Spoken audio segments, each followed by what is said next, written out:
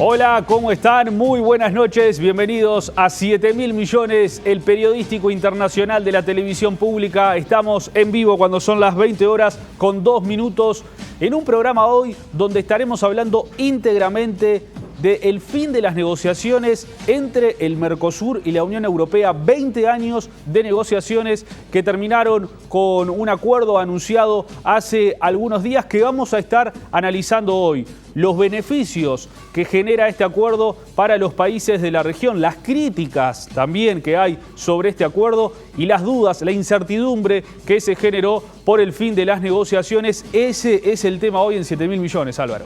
Sí, bueno, salimos un poco del clima electoral, de esa conexión que intentamos hacer entre política internacional y las elecciones internas, y nos metemos en un tema que también es nuestro, porque nos involucra directamente en un acuerdo que muchos consideran histórico y que hoy trataremos de entender y de analizar, porque se habla mucho, se entiende poco y sobre todo se dice muy poco de qué significa este acuerdo. Así que hoy, en este tiempo que siempre le dedicamos a la profundidad de los temas internacionales, vamos a intentar responder muchas preguntas. Muy bien, se va armando la mesa de análisis aquí en 7.000 millones.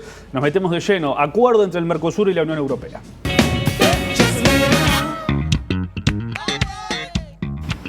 Según se informó, el presidente de Argentina, Mauricio Macri, el de Brasil, Jair Bolsonaro, la canciller alemana, Angela Merkel, el presidente del gobierno de España, Pedro Sánchez, y el mandatario de Francia, Emmanuel Macron, fueron clave para lograr este acuerdo comercial que abre un capítulo inédito en las relaciones entre estos dos bloques regionales. En la cumbre del G20 en Japón, el presidente argentino, Mauricio Macri, intentó despejar los últimos obstáculos políticos. En este contexto, acercó posiciones entre Bolsonaro y Macron que están enfrentados por la viabilidad del Acuerdo de París sobre cambio climático. El apoyo de Alemania, España, Holanda, la predisposición final de Francia de aceptar que el acuerdo era importante, más el apoyo de Brasil, Paraguay y Uruguay, terminaron de consolidar un hecho histórico e inédito. No existe en el sistema internacional un acuerdo de estas características entre dos bloques económicos tan importantes a nivel global.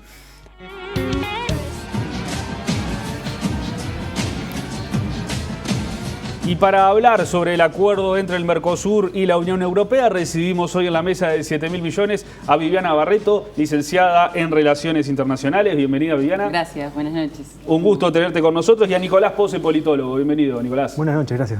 Álvaro, ¿por dónde podemos empezar con este acuerdo? 20 años de negociaciones. Ya vamos a ver dentro de unos minutos los principales puntos del acuerdo, pero ¿por dónde te parece empezar? Hoy voy a empezar por algo que no hago nunca, que es hablar a título personal. Bien. Porque este acuerdo, decía el informe, tiene 20 años. Me toca decir que tiene más. Yo participé de las primeras negociaciones que fueron en el 94. Se formalizó en el 99, pero empezaron las conversaciones en el 94. Y hace 20 y pico de años no teníamos ni un programa de política internacional, y quiero decirlo porque en mi opinión que exista un programa como 7.000 millones es una cosa muy importante para un país como el nuestro. No habían expertas y expertos jóvenes como los que hoy invitamos aquí, no habían periodistas jóvenes como Maxi. Es decir, hay cosas en las que estamos mejor, porque vivimos tiempos en donde todo lo vemos más negativo, más complicado, sobre todo en términos internacionales. Yo creo que esto nos hace bien en Uruguay, y dedicarle un tiempo a mirar en profundidad este tema y no como una noticia de titulares en donde parece que está todo bien, pero nadie entiende mucho, yo creo que es algo que habla de un avance de nuestra sociedad. Cuando empezamos esta discusión en el 94, el contexto era muy distinto. Entonces, lo primero que yo quiero que discutamos es qué contexto hubo en ese momento, qué pasó durante estos 20 y pico de años para que ese acuerdo siempre pareciera imposible de alcanzar, y cuál es el contexto que hoy hace posible que esto ocurra. Porque creer que esto es un tema solo económico o comercial es un gran error. Aquí hay detrás una gran decisión política de ambos lados. Por lo tanto, lo fundamental que cambió es el contexto, para llevar a que ahora, estamos lejos de decir que el acuerdo está terminado, ¿no? Hay una negociación que cierra un ciclo y que ahora necesita de otros pasos para confirmarse. Entonces, empecemos por eso. ¿Qué contexto hubo hace 20 y pico de años cuando la Unión Europea veía al Mercosur como su hijo pródigo? Era un proceso de integración similar. Desde aquí, me incluyo, lo veíamos como una referencia, no digo modelo, pero una referencia, integración profunda. encontrar un espacio en el mundo a partir de unirse con otros países para ser más fuertes, pensar en clave no solo comercial, sino también política, social, ambiental, tener participación social. Eso es lo que yo hacía, representaba al movimiento sindical en esos espacios. En Europa también ocurría un parlamento en Europa, un parlamento en el Mercosur. La negociación del ALCA se había lanzado en el 95, la zona de libre comercio hemisférica en Miami, en la Cumbre de las Américas. Es decir, había un contexto. Y sin embargo, costó mucho. Ahora es otro contexto. Brexit en Europa, elecciones en Europa, la tratamos en este programa y es un cambio clave porque pone a España, sobre todo a Sánchez, como una de las caras visibles de la negociación intraeuropea y hacia afuera. El Mercosur más conservador, con Bolsonaro, Macri, diciendo que tenían afinidad con Estados Unidos y terminan firmando con Europa. Y el gran jugador nuevo que es China en todo este tablero. Entonces, les propongo, para empezar, esta mirada más de contexto, para entender por qué ahora sí y durante 20 y pico de años no. Bueno, es una negociación histórica, no solamente por la magnitud de las economías que están involucradas y porque es la primera negociación con 2 bloques de integración regional que se registra, sino también por la cantidad de tiempo que los bloques llevan negociando. Y a mí también me interesa subrayar ese cuestionamiento de que sí es el cierre de la negociación, porque después quizás veremos que quedan todavía muchos pasos por cumplir. Pero es interesante en esta historia del proceso negociador analizar como las distintas etapas, en eso que vos decías, Álvaro, ¿no? Y quizás en la primera parte de las conversaciones la Unión Europea estaba claramente parada en un actor que proponía no acuerdos de libre comercio a las contrapartes, sino acuerdos de asociación. Y un poco para seguir como en forma de contrapunto el juego de los Estados Unidos, que sí estaba muy embarcado en la Iniciativa para las Américas, en lo que después sería el ALCA, la Unión Europea se plantaba como un actor más amigable con esta región del mundo, ¿no? Apelando a lazos históricos coloniales, y planteaba una negociación que tenía mucho énfasis en el diálogo político, y con el Mercosur tenía ese componente, es decir, miren el ejemplo de integración europeo, y de hecho muchas de las instituciones del Mercosur en aquellas discusiones iniciales miraban a ese proceso, y también de la cooperación en términos de políticas para el desarrollo de América Latina, ¿no? Y negociación bloque a bloque. Y negociación bloque a bloque, que fue una estrategia que la Unión Europea inició con el Mercosur y que también después iniciaría con la Comunidad Andina de Naciones, con los países del área andina. Claro que también en eso de analizar ¿no? y hacer la marcación jugador a jugador de la gran potencia que es Estados Unidos, la estrategia europea fue cambiando, y por allá por el 2006 se lanza lo que la Unión Europea llamó la Estrategia Europa Global, en donde ahí sí se puso mucho énfasis en el componente comercial que tienen estos acuerdos. Claro que en esto de las etapas, esa etapa, digamos nueva en algún sentido impronta europea, coincidió también con una mutación de lo que es el ámbito político en el Mercosur, los gobiernos que estaban en el Mercosur, y con la asunción al poder de gobiernos, digamos, podríamos decir, de izquierda, con algunos perfiles desarrollistas o neodesarrollistas, que empezaron a plantar algunas líneas rojas para la negociación con Europa. Después, cuando entremos en los contenidos de la negociación, podemos profundizar, pero en ese caso el Mercosur dijo, bueno, para negociar necesitamos asegurarnos que aquellos sectores que son nuestro interés ofensivo estratégico tengan acceso a mercados.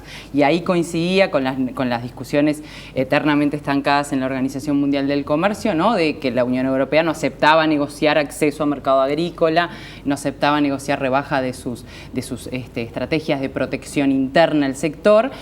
Por otro lado, el Mercosur decía, bueno, yo necesito reactivar mi economía, desarrollarme productivamente otra vez, necesito preservar algunos sectores de la política pública para el desarrollo productivo industrial, entonces eso es una línea roja. Y la Unión Europea, claro, para la Unión Europea fue un cambio, veníamos de un Mercosur muy amigable, ¿no? Con sus políticas muy amigables al mercado, y buenas a primeras, el cambio político también fue un frenazo en la negociación.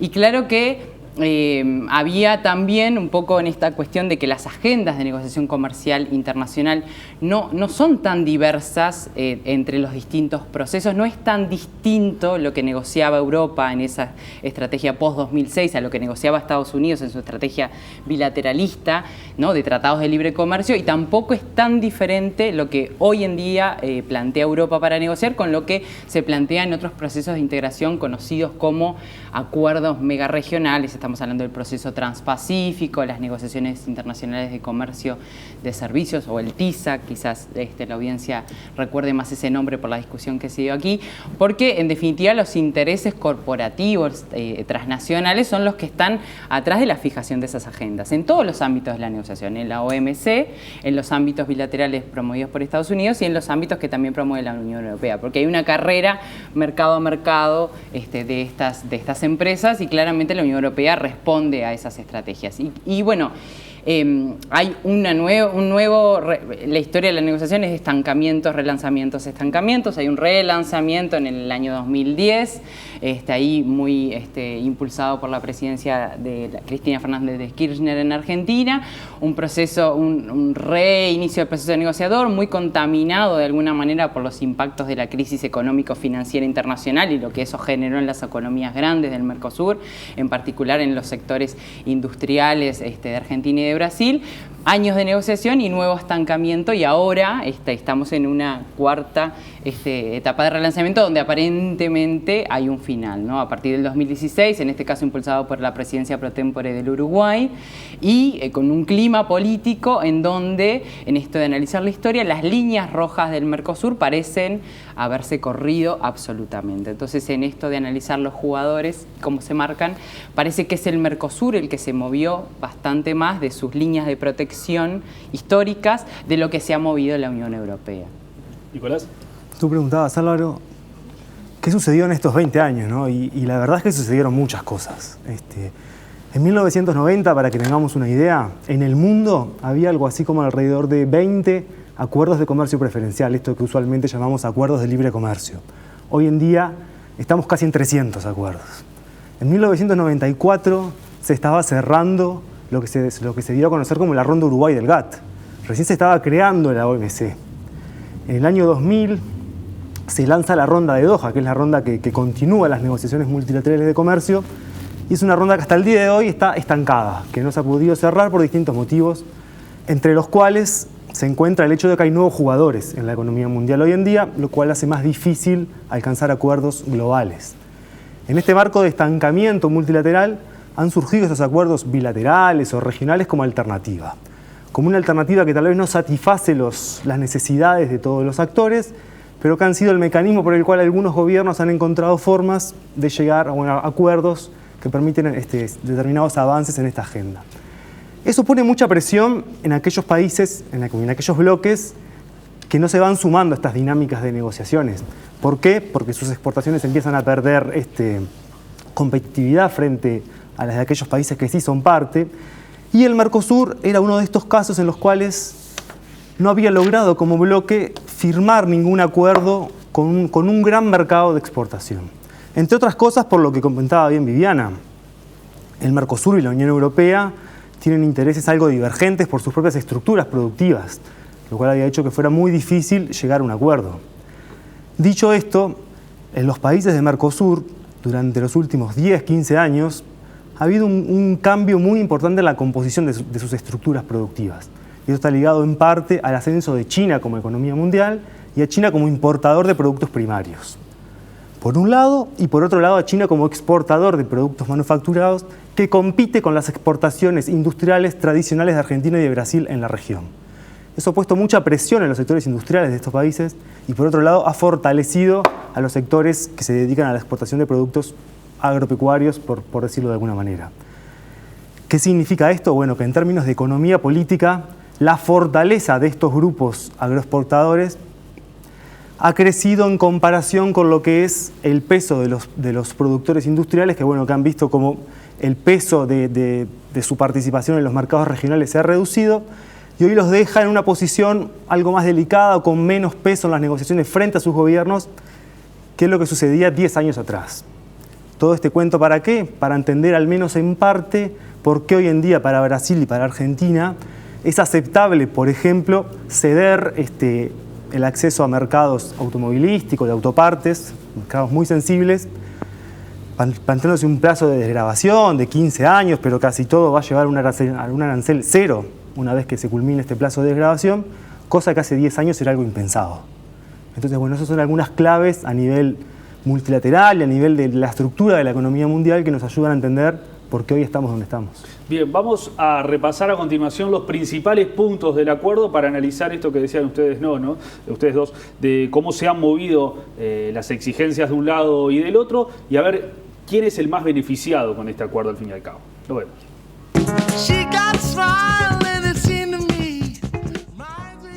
El Mercosur y la Unión Europea reúnen un promedio de casi 800 millones de consumidores, casi una cuarta parte del PBI mundial.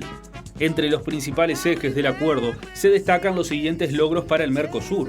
Establece un vínculo político, cultural y económico estratégico y permanente con la Unión Europea. Además, presenta una normativa transparente y consensuada que reduce la discrecionalidad en la aplicación de las políticas económicas. El acuerdo se implementará en forma gradual. Para los países del Mercosur, los plazos de desgravación arancelaria se extenderán en promedio en periodos de 10 y hasta 15 años, mientras que la Unión Europea aceptó plazos de desgravación con el Mercosur de forma inmediata, situación sin precedentes en otras negociaciones del bloque europeo.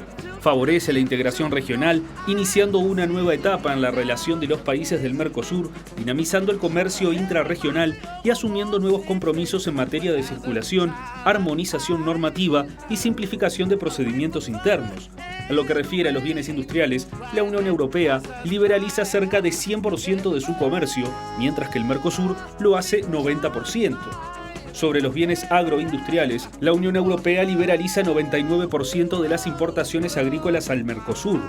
Para 81,7% eliminará los aranceles de importación, en tanto, para 17,7% ofrecerá cuotas o preferencias fijas. Solo se excluyen algo más de 100 productos.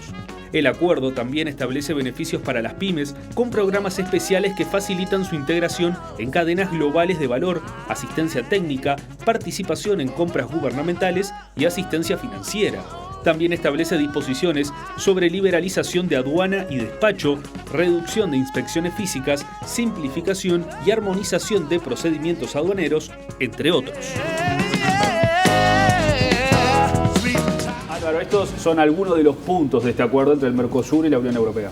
Sí, pero antes de entrar en el contenido, solo una referencia que me gustaría que ustedes hicieran al proceso y a la forma, que es tan importante como el contenido. Entre otras cosas porque hay muchas cosas que todavía no sabemos, porque no hemos podido ver, los documentos se manejan con un secretismo que se argumenta por la negociación, pero al mismo tiempo es difícil entender que se llegan a acuerdos tan trascendentes que van a impactar tanto en la vida de las personas y se haga en un marco de tanta opacidad, cuando ambos bloques hablan mucho de la democracia, entre otras cosas, por no ser un acuerdo tradicional, al menos eso siempre se formuló, de libre comercio, se estaba planteando la defensa de valores, entre otros la democracia. Hemos dicho que hay actores muy diversos actuando, a diferencia que otros acuerdos. Entonces, parece que la forma en este caso ha sido, digamos, no la más correcta, y yo diría una de las formas de empezar a preguntarse si lo que ha ocurrido no debería haber sido de otra manera. Por ejemplo, en Europa se habla mucho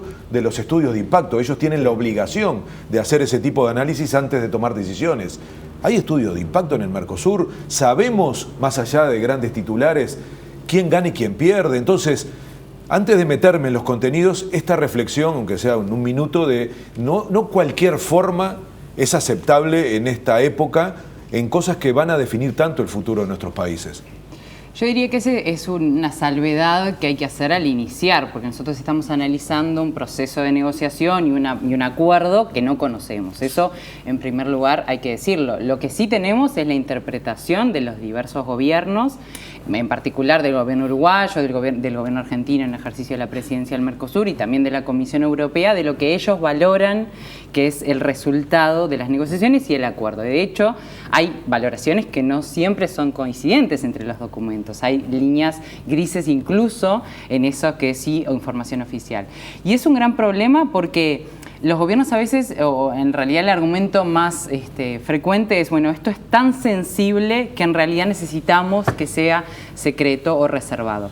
Cuando en realidad la forma de pensarlo debería ser exactamente al revés. Esto es tan sensible y potencialmente tiene tantos impactos en la vida de las personas, en las trabajadoras, en los trabajadores, en los micro, pequeños y medianos empresarios, en las investigadoras y en los investigadores y en la vida de todas las personas que habitamos este territorio, que debería ser objeto de una discusión política pública.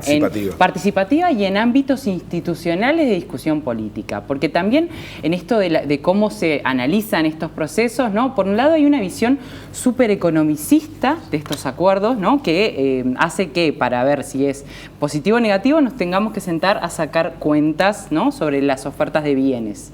Eso por un lado. Y por otro lado hay como una especie de lógica de la política de mesa chica, ¿no? En la que el gobierno se sienta con algunos actores y comparte información, abre el cuarto de al lado de la negociación para algunos actores y eso no da garantías democráticas de que todos los actores sociales legítimamente interesados, estamos hablando claramente del empresariado, de las trabajadoras y trabajadores y también de un conjunto de colectivos sociales que se movilizan por los derechos humanos en el sentido más amplio, no garantiza que se tenga acceso a la información. Y también desde el punto de vista de la academia hay información parcializada, recortada, interpretaciones de interpretaciones y eso digamos que no es la mejor forma de analizar en un ámbito democrático qué impactos va a tener esto que se va a empezar a implementar. Y también hay una desprolijidad absoluta de los gobiernos, ¿no? Pero es una desprolijidad institucional. Institucionalmente nuestros gobiernos no están acostumbrados a hacer análisis de impacto en el marco de las negociaciones que están llevando adelante. Eso es una discusión de mucho tiempo en el Uruguay, ¿no? Hacer análisis de impacto durante el proceso de negociación, un análisis de impacto participativo en un ámbito de diálogo con la sociedad y la verdad es que parece un pedido que cae en saco roto porque eso no se implementa y no es que no haya capacidad técnico-profesional en los equipos de gobierno, sino es que no es una dinámica instalada en el proceso de decisión política que está en torno a estas negociaciones, ¿no? Y eso es un gran problema, indudablemente. Sí, totalmente. Digo, en este marco de que estos acuerdos abarcan tantas esferas de política pública, no abarcan solamente aranceles, tocan un montón de temas. Cada vez menos, en realidad. Sí. Exacto, cada vez lo que se negocian son medidas no arancelarias, ese es como el término técnico que se utiliza, que en los hechos implica, bueno, mirar un poco en detalle, en profundidad, un conjunto muy importante de áreas de política pública. Entonces, si el objetivo es que, bueno, que la ciudadanía pueda empoderarse de estos acuerdos y que pueda utilizarlo en favor de, bueno, de fomentar el bienestar, el crecimiento, el desarrollo económico, sería un aspecto sumamente saludable que hubiera mayor contenido. Porque a su vez, tanto para optimistas como para escépticos, sería mejor discutir, bueno, sobre datos reales, más que sobre, bueno, recortes de 15 a 20 carillas, que es lo que hemos encontrado en las publicaciones oficiales, tanto sea desde el lado del Mercosur, de los países del Mercosur, como desde la Unión Europea, ¿no? Eso vale aclararlo. De hecho, no es la primera vez que la Unión Europea utiliza este mecanismo de ir divulgando información poco a poco respecto a sus acuerdos comerciales. Recuerdo hace unos años incluso un caso en el que los parlamentarios europeos tenían que acceder a una cámara a leer los tratados, los borradores de los tratados casi que de apuro, de forma de que esto no se hiciera público. Y creo que, bueno, que incluso una estrategia distinta, más abierta a la circulación de información podría aumentar la legitimidad de esto que se está negociando. Bien. Álvaro, si te parece, vamos a ver cómo manifestaron su alegría por este acuerdo los presidentes de la región, en lo que hoy se ha institucionalizado como un medio oficial de comunicación, que son las cuentas de Twitter, ¿no? Porque una vez que se supo del acuerdo, no hubo una cadena nacional, no hubo comunidad. O sea, el único país que habló sobre este acuerdo a través de un comunicado oficial fue Uruguay, con un comunicado de la Cancillería. Pero Argentina, Brasil y Paraguay, sus presidentes hablaron a través de la cuenta de Twitter y también lo hizo Juncker desde Europa. Vamos a ver lo que decían el día que se llegó al acuerdo.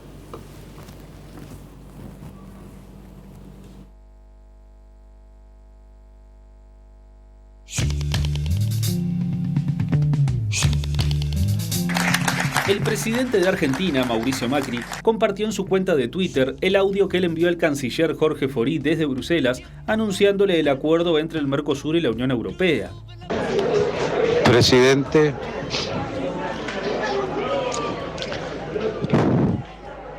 lo felicito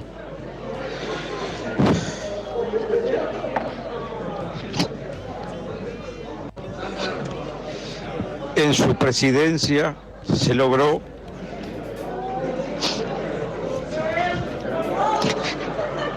...20 años de negociación. Tenemos acuerdo Unión Europea-Mercosur. Por su parte, el presidente de Brasil, Jair Bolsonaro, aseguró en las redes sociales que el acuerdo conformará una de las mayores áreas de libre comercio del mundo. Histórico, nuestro equipo, liderado por el embajador Ernesto Araujo, ministro de Exteriores, acaba de cerrar el acuerdo Mercosur-Unión Europea. Se estaba negociando sin éxito desde 1999, dijo el mandatario en su cuenta de Twitter. Luego, agregó: juntos, Mercosur y la Unión Europea representan 1/4 de la economía mundial y ahora los productores brasileños tendrán acceso a ese enorme mercado. Felicito también a los ministros Paulo Guedes y Teresa Cristina, como también a los equipos de sus ministerios por el trabajo para lograr este objetivo. ¡Gran día! El presidente de Paraguay, Mario Abdo Benítez, también se pronunció en Twitter. Luego de 20 años de intento, hoy se consolida un hecho histórico, la firma del Acuerdo de Libre Comercio entre el Mercosur y la Unión Europea. Se amplían nuestros mercados y las posibilidades de crecimiento de nuestros pueblos. Felicidades a los negociadores y a mis colegas presidentes. Uruguay anunció el acuerdo a través de un comunicado de la Cancillería que señala que en Bruselas se dio por concluido el proceso negociador iniciado hace exactamente 20 años en la reunión de jefes de Estados y Gobierno de la Unión Europea y Mercosur que tuvo lugar en Río de Janeiro el 28 de junio de 1999. También destaca que el acuerdo es el primero de gran impacto comercial que alcanza el Mercosur con terceros. Agrega que en un contexto global de aumento del proteccionismo, la Unión Europea y el Mercosur construyeron una zona de libre comercio y apuestan a la cooperación para el fomento del crecimiento económico, el empleo y las inversiones en beneficio de sus pueblos. Desde la Unión Europea, el presidente de la Comisión Europea, Jean-Claude Juncker, enfatizó que se trata del mayor acuerdo comercial que el bloque concretó en su historia y señaló que es un resultado positivo para el medio ambiente y los consumidores. El acuerdo comercial con el Mercosur hecho un momento histórico. En medio de las tensiones comerciales internacionales, estamos enviando una señal potente de que apoyamos al comercio basado en normas, escribió Juncker en su perfil de la red social Twitter.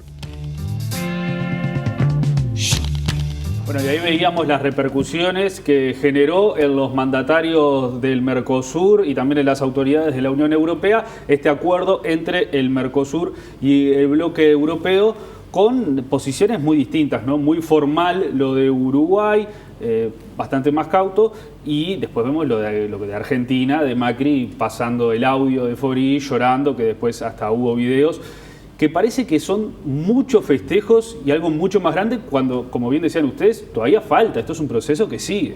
Sí, evidentemente hay como un exceso de show en todo esto y hay una falta absoluta de explicaciones de qué es efectivamente lo que se alcanzó en términos del acuerdo y cuáles son los siguientes pasos, ¿no? Claramente eso no sorprende en absoluto en el caso de los gobiernos de Argentina y de Brasil, ¿no? Donde la democracia está absolutamente cuestionada y en donde ya sabemos quiénes son los actores que llegan a los espacios de decisión política y quiénes son los proscriptos, ¿no? Quiénes son aquellos actores no solo que no tienen la información, sino que son perseguidos, que son criminalizados. Hay un ambiente de persecución y criminalización de la protesta social y de los sectores quizás que potencialmente pueden ser más críticos de este acuerdo porque efectivamente serán los más afectados, ¿no?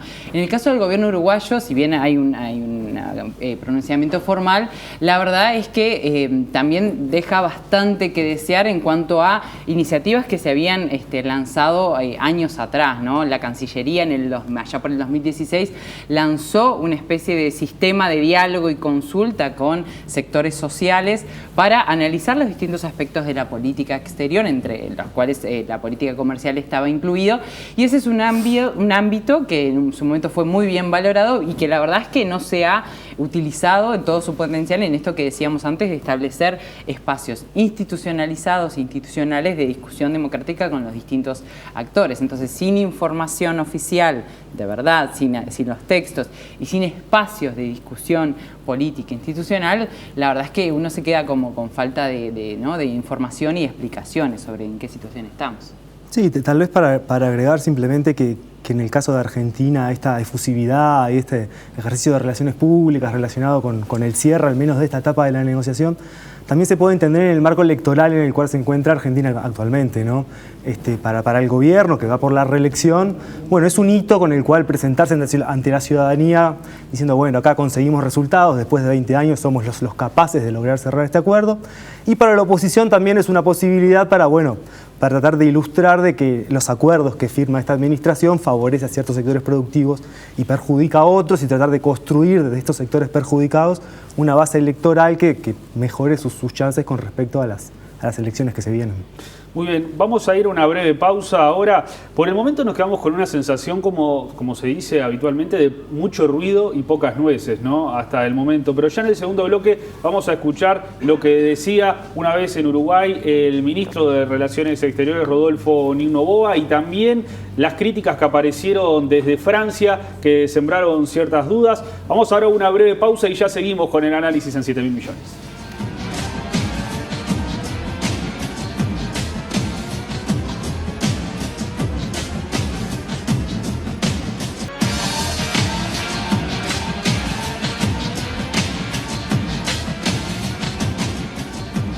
Seguimos en 7.000 millones por la pantalla de Televisión Nacional analizando el acuerdo entre el Mercosur y la Unión Europea. Vamos a escuchar al subsecretario de Economía, Pablo Ferreri, que desde Bruselas, el día que se llegó el acuerdo, nos hablaba sobre lo importante que era para Uruguay.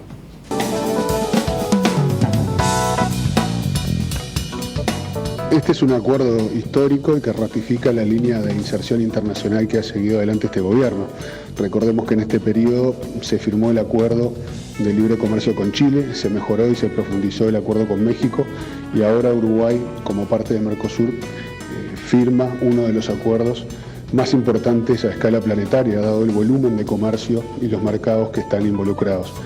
Esto le permitirá abrir muchas puertas a muchísimos sectores productivos del Uruguay, y cuando se abren este tipo de puertas para nuestros sectores productivos, también se vuelve nuestro país más atractivo a la hora de erradicar inversiones de calidad que generen puestos de trabajo bien remunerados. Por lo tanto, tanto por las puertas que se abren como las inversiones que esto permitirá atraer, se transforma en una muy buena noticia para el Uruguay.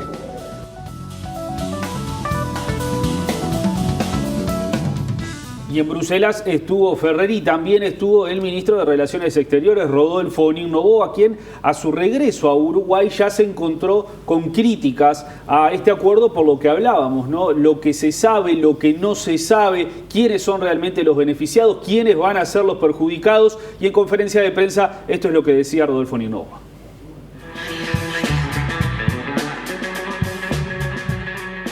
Una de las críticas que hacen los detractores del TLC entre el Mercosur y la Unión Europea es que, cuando esté operativo, Uruguay, Argentina, Brasil y Paraguay venderán a Europa alimentos sin industrializar para que Europa ingrese libre de impuestos al Mercosur con alimentos procesados y otros productos industriales.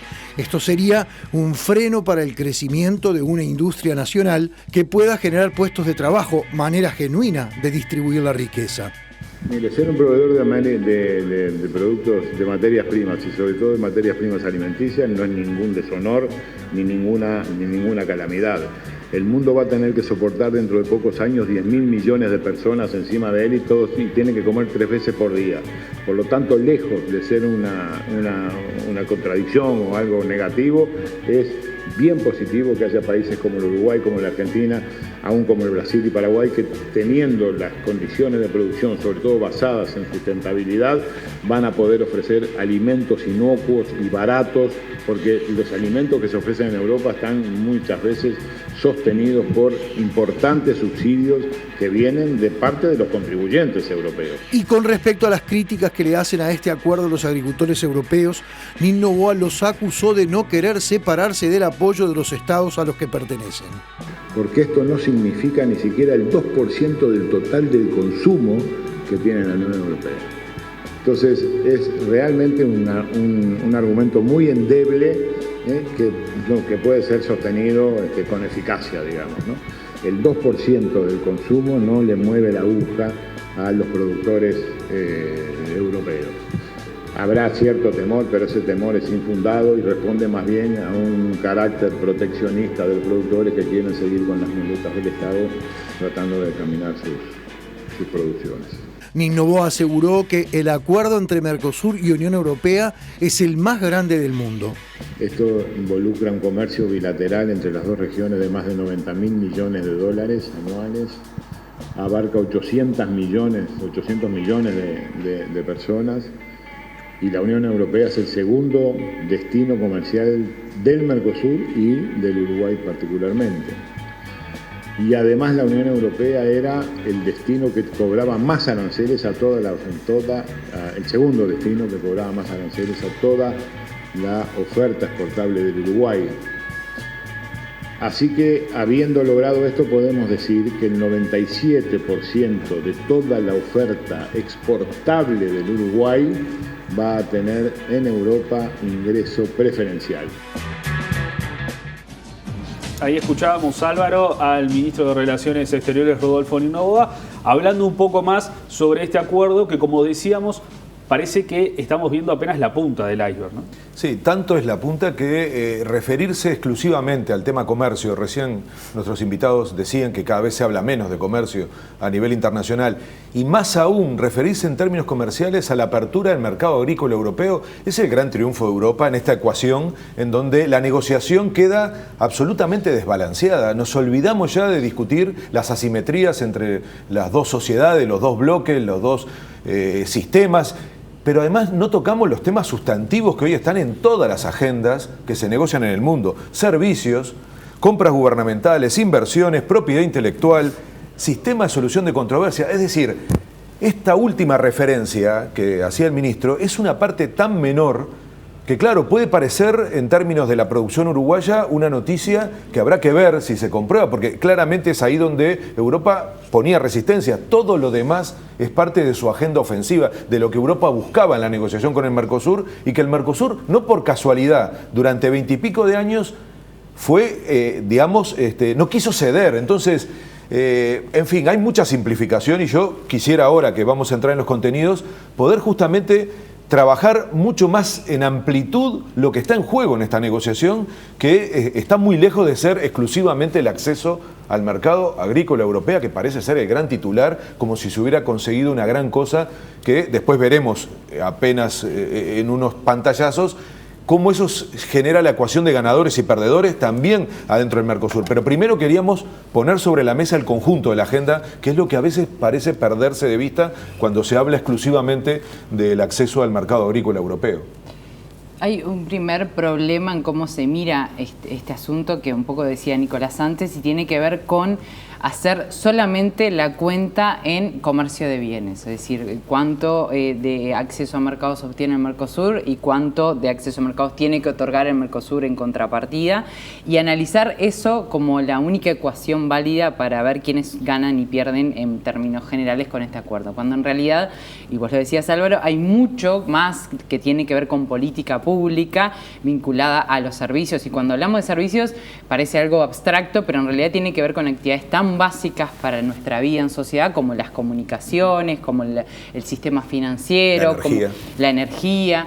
Entonces, servicios o compras del Estado, que compra del Estado es la posibilidad de usar las compras de las instituciones estatales, que es enorme la magnitud, como políticas de promoción productiva industrial para algunos sectores. Podríamos, propiedad intelectual, es decir, acceso a medicamentos, incentivos para la investigación científica y tecnológica. Entonces, la ecuación tiene que tener muchos más componentes de los que tiene actualmente, y si vemos la información que tenemos, hay como mucha centralidad en esta cuestión del comercio de bienes. Y incluso si miráramos solamente al comercio de bienes, también hay muchas dudas, porque si nosotros volvemos a pensar en la historia de la negociación, en realidad la cuota de acceso que obtiene el Mercosur hoy, 2019, es la misma que la Unión Europea ofrecía por allá por el 2004 y a la cual el Mercosur dijo que no. O sea, en esto del relanzamiento negociador, en ese relanzamiento con gobiernos de izquierda estrenándose, la Unión Europea ya había puesto arriba de la mesa una cuota de la misma magnitud y el Mercosur dijo no es suficiente. Eso por un lado. Y por otro lado, hoy en día se acepta esa oferta de acceso pero además se acepta y se renuncia a muchos otros elementos de protección que tienen que ver con las políticas, lo que decía antes, las compras del Estado, las inversiones, los servicios, que no estaban en la mesa de negociación en el 2005. Entonces parece que la renuncia a espacios de política, a espacios de protección, a espacios... La línea roja que vos mencionabas se corrió a favor de la Unión Europea, y lo que el Mercosur obtuvo a cambio no es expresivamente mejor que lo que se planteaba en ese momento. No solo por el acceso a la cuota cárnica, que en realidad esas 99.000 toneladas de las que se habla van a ser en un periodo de 5 años y son muy pequeñas. Si pensamos que Uruguay, por ejemplo, en el 2017 exportó unas 300.000 toneladas de carne, o sea que 99.000 versus 300.000 que exportó Uruguay en un año, según el INAC, no parece demasiado expresivo, sino también porque hay otros sectores de bienes puestos en la mesa, en particular los lácteos, que ha sido algo bastante señalado en la prensa en estos días como un elemento de preocupación, ¿no? Y también, eso que decía Nicolás, la aceptación del Mercosur de renunciar a la protección de algunos sectores industriales, como por ejemplo es el sector automotriz, pero eso vale para todos los sectores productivos industriales, porque hay como una regla, hay reglas de oro en estos acuerdos que tienen que ver con que el Mercosur acepta que de principio otorga el mismo trato que a las empresas nacionales, a las empresas europeas que quieran comercializar sus productos en esta región. Eso es una condición de partida.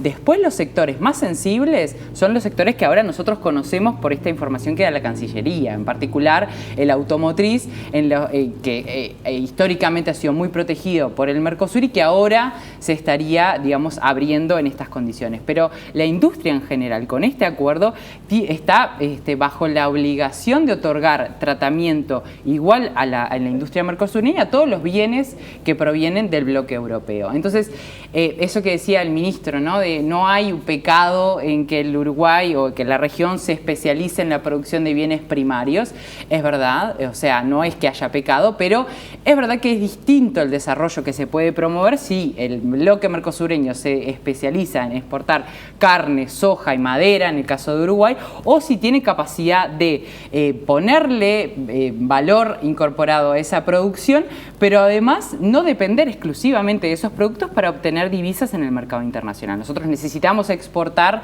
para poder obtener divisas. Bueno, pero que en la medida que podamos promover producción en otros sectores de actividad que tienen mejor capacidad de generar empleo, que tienen menores impactos en términos territoriales, el agronegocio tiene impactos ambientales que son muy profundos, tiene impactos socioambientales de concentración de la tierra, de carestía de la tierra, de expulsión de productoras y productores. Bueno, en la medida que el Uruguay tenga otras opciones de promoción productiva y para la exportación, eso puede ser una ecuación un poco más cercana a un objetivo de desarrollo que tenga que ver con la calidad de vida de todas y todos, y no tanto con sectores concentrados de negocios dedicados a la exportación, ¿no? Sí, así yo creo que agregándolo a lo que tú decís, Viviana, hay que diferenciar tanto esta dimensión de acceso a mercados versus medidas no arancelarias por un lado, y por otro lado los impactos y las sesiones, si se quiere, a nivel de cada uno de los estados nacionales. Creo que allí hay un panorama que es bien distinto, incluso cuando uno mira al interior del Mercosur. Lo primero a señalar es que estos acuerdos, tanto a nivel multilateral como a nivel de preferencial, bilateral o entre bloques, como sucede en este caso, es lo que la literatura en economía internacional denomina un gran intercambio, ¿no?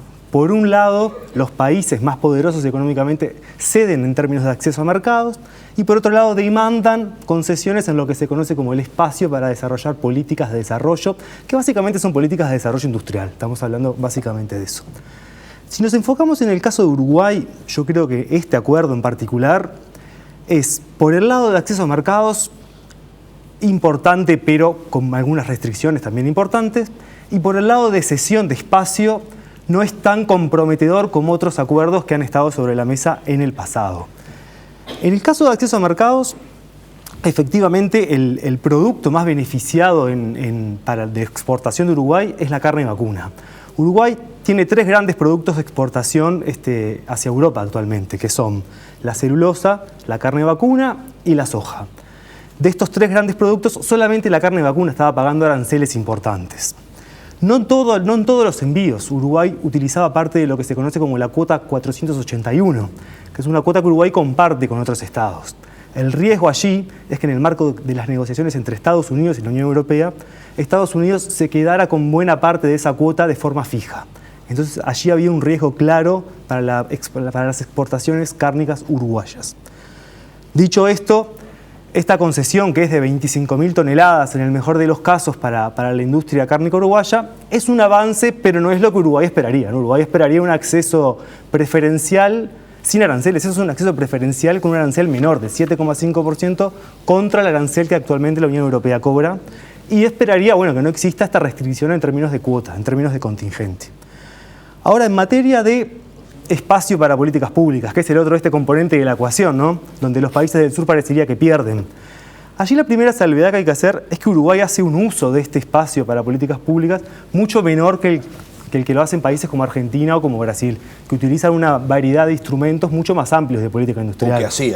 O que hacían y que ahora, bueno, tendrán que ver cómo los rediseñan. En el caso de Uruguay, los temas más sensibles que estuvieron sobre la mesa, por ejemplo, en aquel discutido acuerdo con Estados Unidos, que en su momento no se concretó, o incluso en el Acuerdo de Comercio de Servicios Plurilateral, el TISA, eran básicamente tres. Eran compras públicas, servicios y propiedad intelectual. En materia de propiedad intelectual, este acuerdo parece ser bastante benigno, en el sentido de que no incrementa el plazo de protección de las patentes que se le otorgan a los productos una vez registrados. Los plazos que se mantienen son los plazos acordados en la ronda Uruguay del GATT.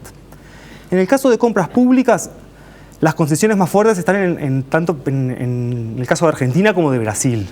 Allí sí hay una cesión importante, una apertura al acceso para los proveedores, para los vendedores a los estados argentinos y brasileños, no tanto en el caso uruguayo, donde Uruguay, al parecer, de acuerdo a la información que publica el Ministerio de Relaciones Exteriores, se reserva las 2 o 3 grandes herramientas de políticas que tiene, que no quedarían comprometidas en el marco del acuerdo.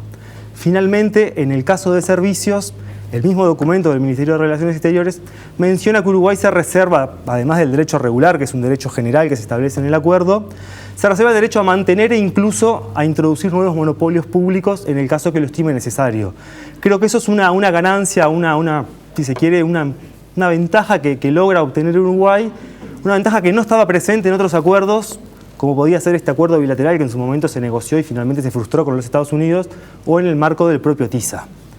Dicho esto, hay una dinámica que usualmente sucede con esto de las negociaciones comerciales, que es cuando un país o un bloque de países firma un acuerdo comercial con un mercado importante, usualmente esto abre la puerta hacia las negociaciones con otros mercados importantes. Entonces hay que ver la capacidad del gobierno uruguayo de mantener estas concesiones en eventuales negociaciones con otros grandes jugadores del comercio internacional en el futuro. Álvaro, para cerrar tu opinión. Un comentario que no puedo evitar hacer, porque hablamos mucho de países y de gobiernos, y parece que fueran los actores centrales. Sin embargo, hace un rato Viviana mencionaba que estas agendas están fuertemente influidas por lo que en un programa nosotros le llamábamos el poder detrás del poder. Es decir, las empresas transnacionales que tienen una capacidad de influir, de lobby. Por eso es muy importante democratizar estos procesos, porque esos actores sí acceden directamente a la negociación. Y si uno observa, son copiados los textos y vienen de esos bufetes de abogados, de expertos. Entonces, aquí hay un hilo conductor, que son actores que trascienden las fronteras nacionales. Entonces uno juega mucho en esta lógica internacional como si fueran negociaciones de Estado, de gobiernos, de países. Pero hay un actor clave que tiene mucho que ver con este sistema de producción globalizado y que hacen de estos acuerdos mecanismos para mejorar su desempeño a nivel global. Entonces, por eso es tan importante empezar a mirar otras cosas que no sean el comercio puro y duro, porque muchas de esas cosas ya están resueltas y empiezan otras discusiones mucho más profundas en donde esos actores juegan muy fuerte y muchas veces le pasan por arriba las capacidades de los estados, no solo los subdesarrollados como los nuestros, sino los del norte, a la hora de este tipo de negociaciones. Por eso yo insistía en preguntarles el tema de solución de controversias. ¿Qué pasa en este caso? ¿Hay alguna novedad? En realidad no conocemos el capítulo relativo a solución de controversias, lo que dicen, en particular lo que dice el gobierno uruguayo, que hay un mecanismo Estado-Estado para la solución de controversias. El problema es Perdón, que... Viviana, lo nombro mucho porque los uruguayos sufrimos esto con el caso de Philip Morris, discusiones que ahora también están planteadas que le significan al país, a través no de otros países, sino de empresas, el cuestionamiento a su libertad y a su soberanía para tomar decisiones de políticas públicas, ¿no? Entonces, no es una abstracción, es algo que conocemos en este país. En este caso particular parecería que las empresas no tendrían acceso directo a demandar a los estados en tribunales internacionales. El mecanismo de solución de controversias, de acuerdo a la información muy concreta, muy breve. Parecería que tenemos a Europa de aliado en eso, porque ellos cuestionaron mucho esa negociación con Estados Unidos. En realidad yo creo que este tema hay que analizarlo mirando un poco más grande, ¿no? Y no es solamente este tratado, sino que este tratado se inscribe en una lógica de la negociación internacional actual en la cual los acuerdos comerciales y relativos a inversiones tienen un peso sancionatorio para las políticas de los estados que es mucho mayor que aquellos que tienen que ver con los derechos humanos, con los derechos laborales. El acuerdo, aparentemente, el Acuerdo Unión Europea-Mercosur, tiene un capítulo de desarrollo sustentable, de los derechos de las mujeres, de protección de los derechos laborales, pero son capítulos con obligaciones que llamamos blandas, que no tienen poder sancionatorio para aquellos estados que incumplen con esas obligaciones. Y por otro lado, los capítulos duros, que tienen que ver con los derechos que se les otorgan al capital transnacional, con el acceso al mercado de bienes, sí son capítulos que están sujetos a la solución de controversias. Entonces, el problema mayor es que en la lógica del capitalismo actual, los derechos que tienen que ver con lo económico comercial tienen foros internacionales, ya sea Estado-Estado o empresa-Estado, a los cuales los estados se exponen y son sancionados, mientras que las convenciones internacionales de derechos humanos no tienen espacios de sanción a aquellos actores estatales o no estatales que los violan, ¿no? Viviana, Nicolás, muchísimas gracias por haber estado hoy con nosotros en 7.000 millones. Este es un tema que vamos a volver a abordar más adelante porque, como decíamos, se conoce muy poco y de a poco se va a ir conociendo cada vez más. Además, lo que dijo en su momento el gobierno de Francia de si lo van a firmar o no lo van a firmar. Así que van a estar invitados nuevamente a la mesa de 7.000 millones. Con mucho gusto, gracias. Muchas gracias. Un placer tenerlo con nosotros. Breve pausa, ya venimos con el cierre de 7.000 millones por la pantalla de Televisión Nacional.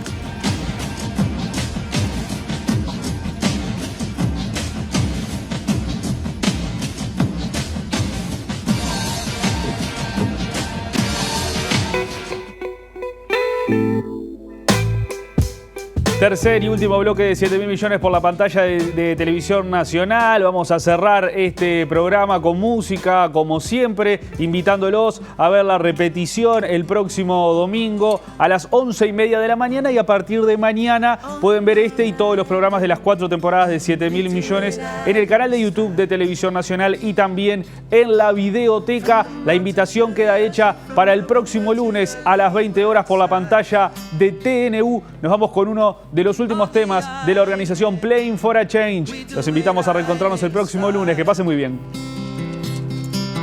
From the mountain to the ocean, from the windward to the leeward side.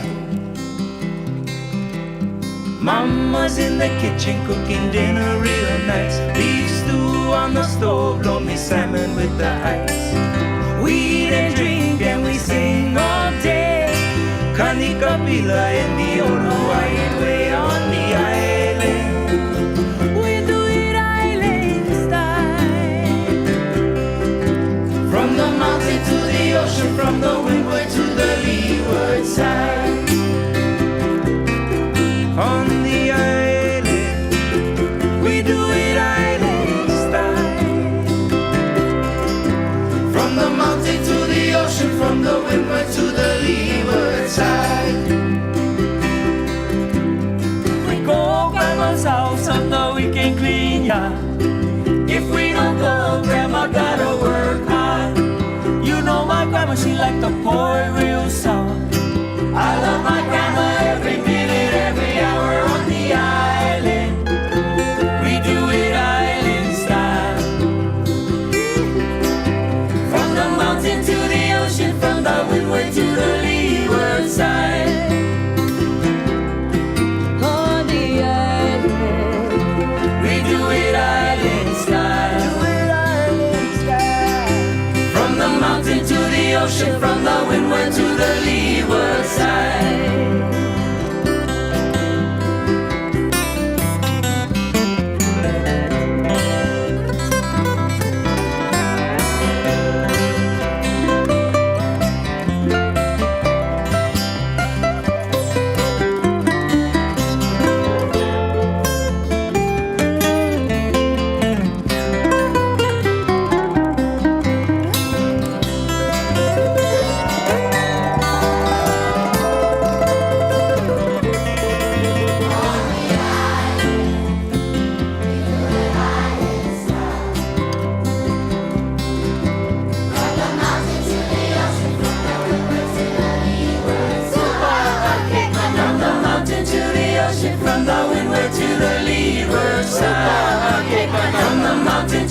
ocean from the windward to the leeward side.